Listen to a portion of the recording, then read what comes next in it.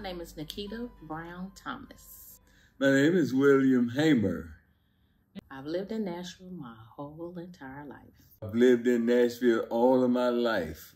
Moved here in 1945 when I was about 5 months old. We were in heaven when they finally opened the project in 1953. I was 8 years old. First time I ever had a bath in a bathtub. We finally had indoor plumbing. My dad would bring me to this area all the time when I was running with him. So I remember what Sweats was before it was Sweat City Estate, when it was a grocery store in the front and a little restaurant in the back. I remember coming on 40th, going to Deborah's, which was a nightclub. And I was getting to eat. They had the best club sandwiches. So I would sit at the bar and eat my little club sandwich while the adults did what they did. One of my favorite memories was the year that the Olympics was going to be in Atlanta, and they brought the torch through 28th. And so we all got to line up the street 28th to record the Olympic torch coming down the street as it was headed to Georgia. That was one of my most memorable moments. Moving into the, we call them Preston Taylor condominiums now because it was such a step up. What I liked about it, everybody knew everybody. Well, growing up, it was filled with Black businesses. Like I said, we had Sweats. We had Pop's Barbecue, which was right diagonal around the corner, which I loved going to Pop's, like up until they got ready to close. Also, so much of my family lived over through this area, so everybody was almost in walking distance. So, so it was cool just being so close to family. Also church, and everything was all kind of right here together. So it was cool being around everybody, seeing everyone, and just seeing so many Black businesses, like I said. And also, we were so close to the universities.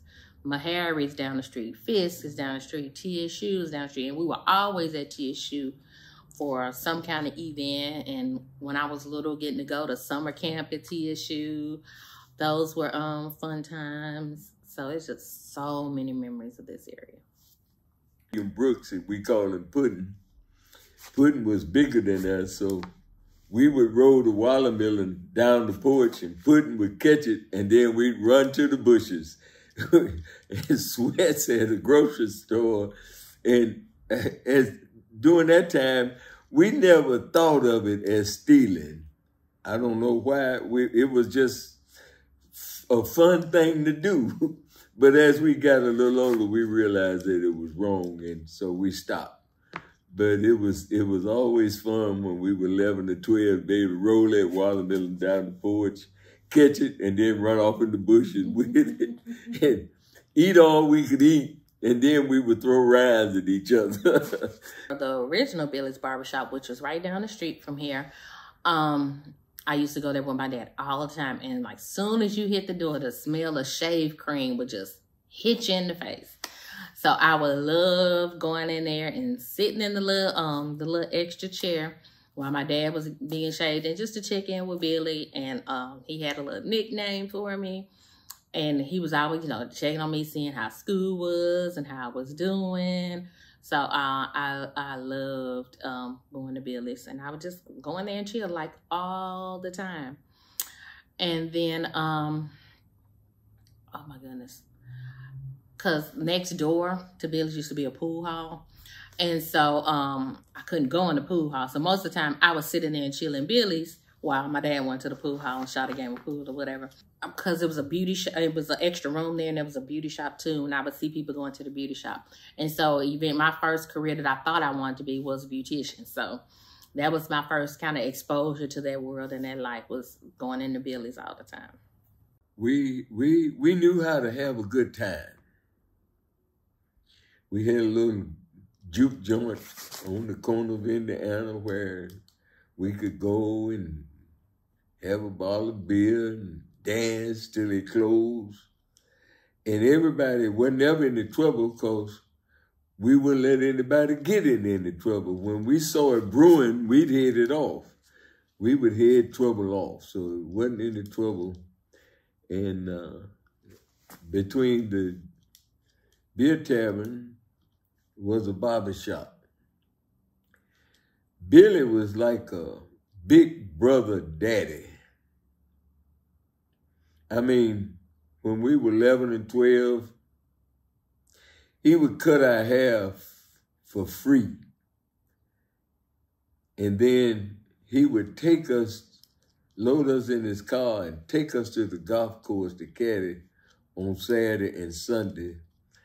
And when he would come to pick us up on Sunday afternoon, we would pay him for our haircut and for giving us a ride.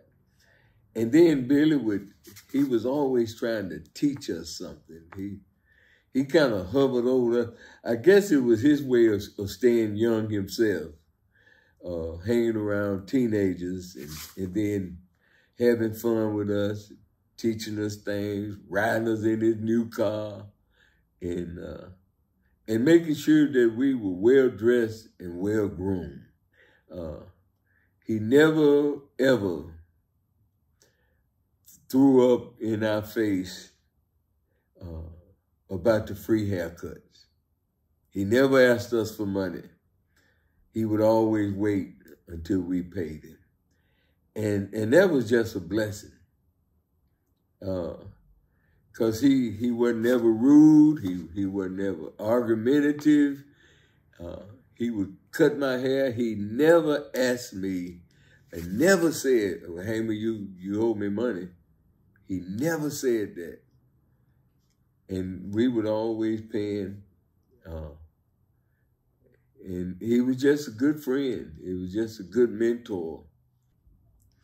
He opened up his barbershop that was between the beer tavern and the pool room.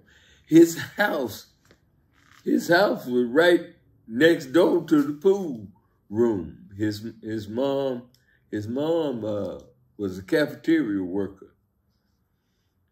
And he got to making good money cutting hair. He paid for the house, took care of his mom, and took care of his niece. But he was just a great person to be around. A lot of fun.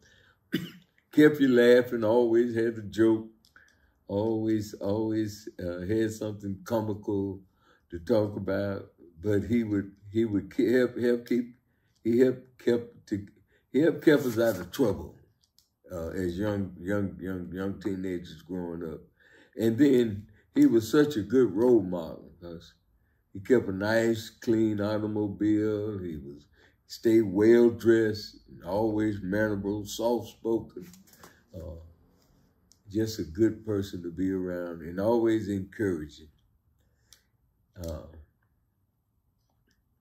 West Nashville was a wonderful, wonderful place growing up for people who were really trying to struggle financially, because the bulk of our life, although we had little, we knew how to have a good time. We're still the heart of North Nashville, so we need to take care of our area. This is one of the only areas we have left.